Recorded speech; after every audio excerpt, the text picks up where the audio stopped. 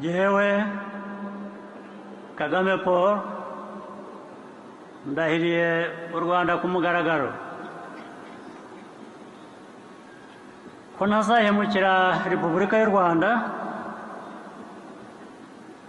ko nzakurikiza nkanarinda itegeko nshinga n'andi mategeko,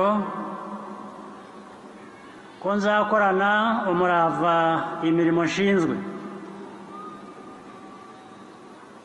ko nzaharanira amahoro n'ubusugire bw'igihugu, ko nzashimangira ubumwe bw'Abanyarwanda,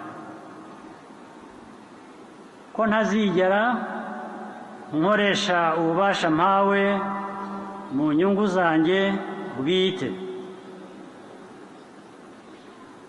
ko nzaharanira ibyagirira Abanyarwanda bose akamaro. Nintatira iyi ndahiro nzabihanirwe n'amategeko. Imana ibimfashemo.